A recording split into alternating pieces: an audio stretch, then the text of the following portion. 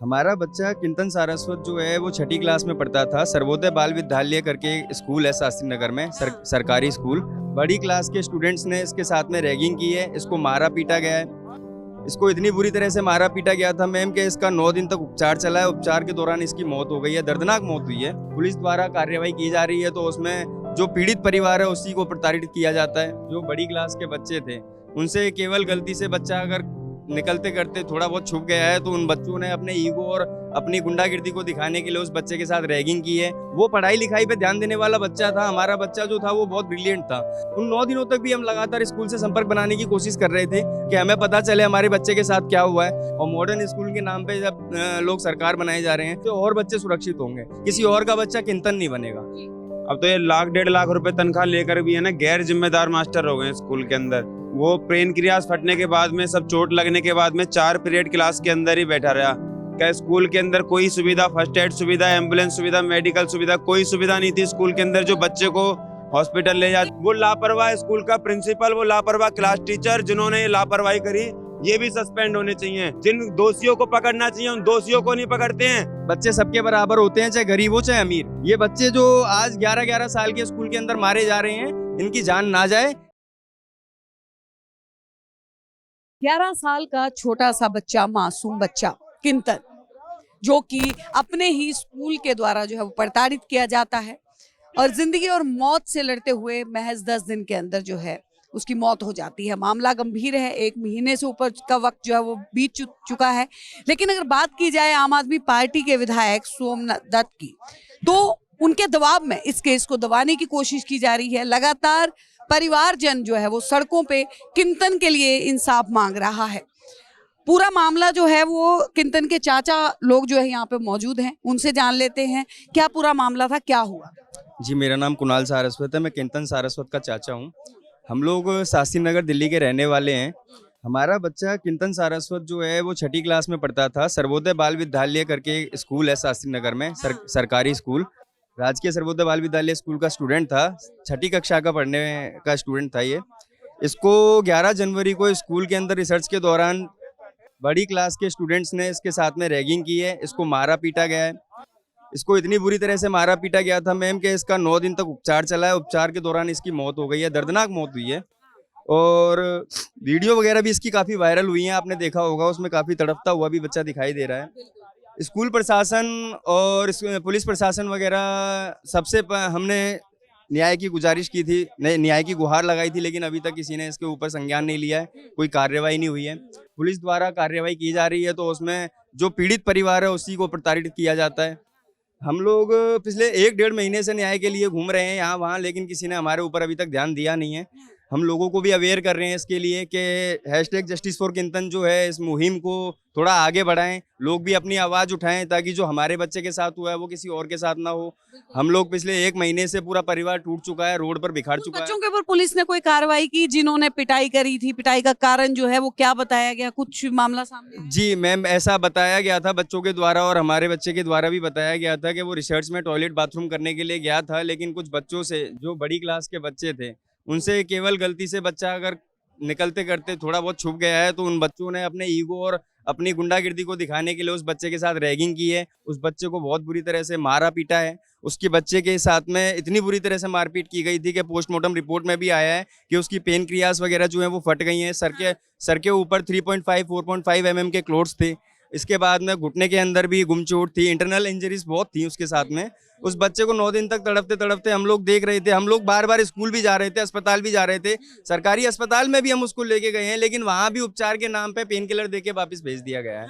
बिना किसी एग्जामिनेशन के वो सिर्फ पेन किलर देते हैं, पेन किलर देके बोलते हैं कि ऑर्थो नहीं है, ये नहीं है, वो नहीं है। ये गवर्नमेंट स्कूल के और ये गवर्नमेंट अस्पतालों के हाल है मैम। 9 दिन तक बच्चा तड़फा है, 9 दिन तक घर में उसने सब कुछ बताया है कि 3-4 बच्चे थे, मेरे को उस तरीके से नाम बताया था क्या किंतन? नहीं मैम, ऐसा है ना, बच्चे इस स्कूल के अंदर 1600 से 1700 बच्चे हैं और हमारा जो बच्चा है ना वो अभी प्राइमरी स्कूल खत्म करके जस्ट 6th क्लास में इसने एडमिशन लिया ही था सरकारी स्कूल में, और 1600-1700 बच्चों के अंदर वो अभी बच्चों को पहचान भी नहीं पाया था। वो पढ़ाई लिखाई पे ध्यान देने वाला बच्चा था। हमारा बच्चा जो था वो बहुत ब्रिलियंट था। हम लोग ये कहना चाहते हैं कि स्कूल के अंदर जो व्यवस्थाएं चल रही है ना, उस स्कूल के अंदर कोई भी व्यवस्था ऐसी नहीं है, कोई भी बच्चे के लिए सिक्योरिटी ऐसी नहीं है कि बच्चे सुरक्षित हों। 1600-1700 बच्चों के अंदर कैमरे तक नहीं है, उसमें 2 से 3 कैमरे हैं पूरे स्कूल के अंदर। और सवाल करने पर जो प्रिंसिपल और वहाँ स्कूल प्रशासन है वो बताता है कि सरकार ने नहीं दिए, ये तो हमने अपनी जेब से लगाए हैं, सरकार तो कुछ दे ही नहीं रही है। इस तरीके की वहाँ के जो प्रशासन वाले हैं वो बात करते हैं। हम लोग पिछले बच्चे के चोट लगने के खत्म होने के बीच में जो 9 दिन थे, उन 9 दिनों तक भी हम लगातार स्कूल से संपर्क बनाने की कोशिश कर रहे थे कि हमें पता चले हमारे बच्चे के साथ क्या हुआ है। पता होने के बावजूद केवल उन्होंने अपने स्कूल की रेपुटेशन बचाने के लिए हमें नहीं बताया, और हमारा बच्चा जिसका हमें डर था वही हुआ। 9 दिन बाद में वो खत्म हो गया, हमारे पास से चला गया हमको छोड़ के। हम लोग जिस सबको अवेयर करने में लगे हुए हैं कि जस्टिस फॉर किंतन इस ऐसी मुहिम चलाई है हमने कि इससे अगर लोग जुड़ेंगे, लोगों की आवाज़ जुड़ेगी, तो ये हैशटैग जस्टिस फॉर किंतन जो इंस्टा पर जो पेज बनाया है हमने, ये आगे बढ़ाएंगे हम, ताकि सरकार के सामने आए, पता चले कि इस तरह की जो घटनाएं हैं स्कूल में हो रही हैं, सरकारी स्कूल में। और मॉडर्न स्कूल के नाम पे जब लोग सरकार बनाए जा रहे हैं, तो हम लोग केवल यही कहना चाहते हैं कि अगर पब्लिक चाहेगी, पब्लिक आवाज़ उठाएगी, तो स्कूल व्यवस्थाएं भी सुधरेंगी, इस बच्चे को भी न्याय मिलेगा और परिवार के साथ में भी न्याय होगा। पिछले 1.5 महीने से हम लोग लोगों को अवेयर करने में लगे हुए हैं, लेकिन पब्लिक के जागरूक होने में अभी भी कुछ दिखाई नहीं दे रहा है, क्योंकि लोगों के पास में यहाँ पर ऐसे मुद्दे हैं कि हिंदू, मुस्लिम और ये सब मुद्दे लेके खड़े हुए हैं। अगर पब्लिक अवेयर होगी ना इसके लिए, तो जरूर बच्चे को न्याय मिलेगा और आगे भी एक बहुत बड़ा सुधार होगा, जिससे और बच्चे सुरक्षित होंगे, किसी और का बच्चा किंतन नहीं बनेगा। सवाल ये है कि जब जिस वक्त बच्चे को जिस दिन पीटा गया था, उस वक्त स्कूल के प्रशासन ने कोई कार्रवाई जो है वो की? जी, स्कूल प्रशासन इतना लापरवाह है। मैं तो ये कहना चाहूँगा जी, हम भी सरकारी स्कूल में पढ़े हैं। 15-20 साल पहले जो स्कूल मास्टर की चाहे 10,000 5,000 रुपये तनख्वाह थी ना, वो भी जिम्मेदार मास्टर था। अब तो ये 1,00,000 1.5 लाख रुपए तनख्वाह लेकर भी है ना, गैर जिम्मेदार मास्टर हो गए स्कूल के अंदर। स्कूल के अंदर लंच में बच्चे के चोट लगी, वो ब्रेन क्रियास फटने के बाद में, सब चोट लगने के बाद में 4 पीरियड क्लास के अंदर ही बैठा रहा। क्या स्कूल के अंदर कोई सुविधा, फर्स्ट एड सुविधा, एम्बुलेंस सुविधा, मेडिकल सुविधा, कोई सुविधा नहीं थी स्कूल के अंदर जो बच्चे को हॉस्पिटल ले जाते। केजरीवाल तो कहते हैं कि मैंने मॉडल चेंज कर दिया है स्कूल का। जी इतना भयंकर मॉडल है कि 1600 बच्चों का स्कूल है, 4 बिल्डिंग है, उन 4 बिल्डिंगों में 3 कैमरे जिनमें चालू एक भी नहीं है। ठीक है जी।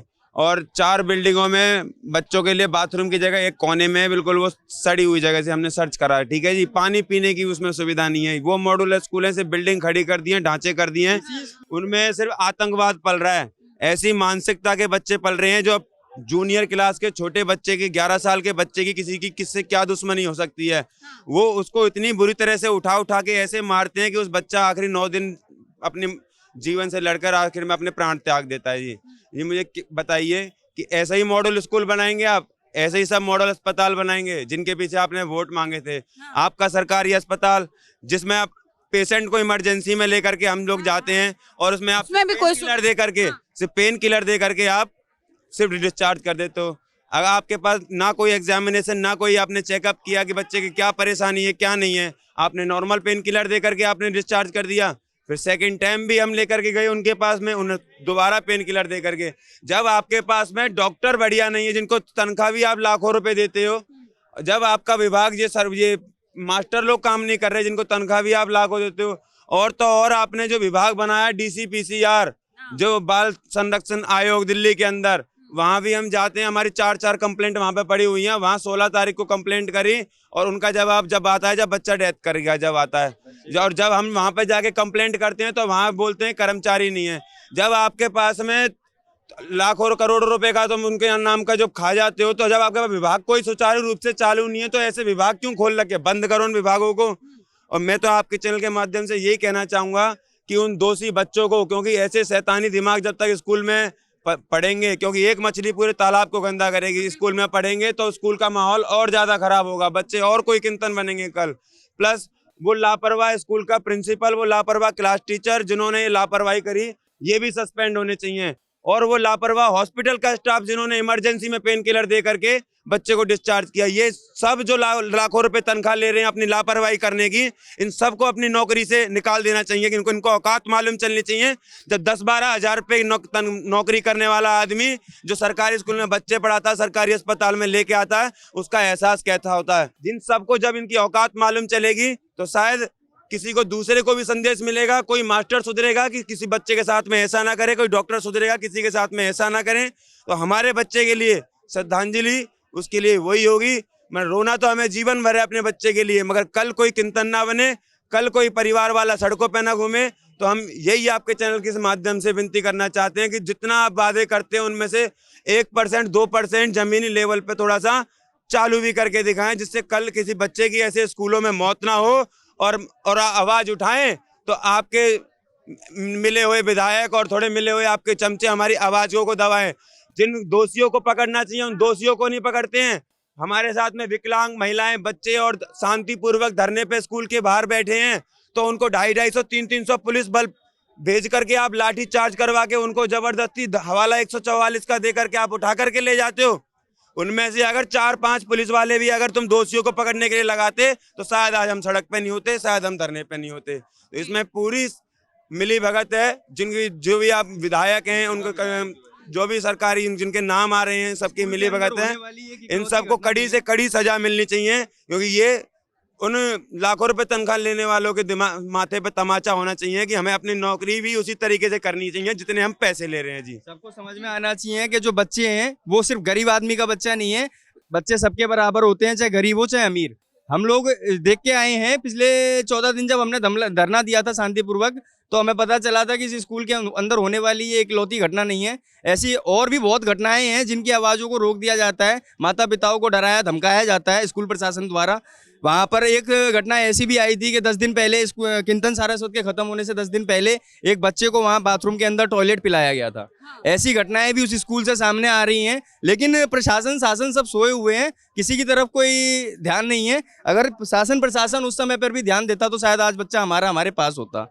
हम लोग केवल इतना ही कहना चाहते हैं कि अगर पब्लिक आवाज़ उठाएगी तो सबको जवाब देना पड़ेगा, क्योंकि ये सरकार जो बनाई है ये पब्लिक के द्वारा ही बनाई गई है। अगर आज पब्लिक उठाती है सवाल कि जिस शिक्षा व्यवस्था के नाम पर आपने वोट लिए थे वो शिक्षा व्यवस्था हमें दिखाएं, तो इन लोगों को जवाब भी देना पड़ेगा, आप लोगों के और हमारे बच्चे भी सुरक्षित रहेंगे। हम केवल इतना कहना चाहते हैं कि ये जस्टिस फॉर किंतन #जस्टिस फॉर किंतन जो मुहिम एक परिवार ने शुरू की है, इसको जितना हो सके ज़्यादा से ज़्यादा शेयर करें, आगे बढ़ाएं, जिससे ये अपनी एक ऐसी मुहिम बने जिससे स्कूल व्यवस्थाओं में और हेल्थ व्यवस्थाओं में सब में सुधार आए। ये बच्चे जो आज 11-11 साल के स्कूल के अंदर मारे जा रहे हैं, इनकी जान ना जाए, ये सब बच्चे अपने माता पिता के पास सुरक्षित रहें। माध्यम से मैं एक बात कहना चाहूँगा कि जिस प्रकार से हम पिछले 1 महीने 1.25 महीने से हम सरकारी विभागों के चक्कर लगा रहे हैं, कि नीचे लेवल से लेकर के शिक्षा मंत्री से लेकर जो आतिशी जो हैं और जितने भी सरकारी विभाग हैं और पुलिस कमिश्नर से लेकर के हमने सबके यहाँ पे 2-2 3-3 बार एप्लीकेशन लेकर के चक्कर लगाए हैं।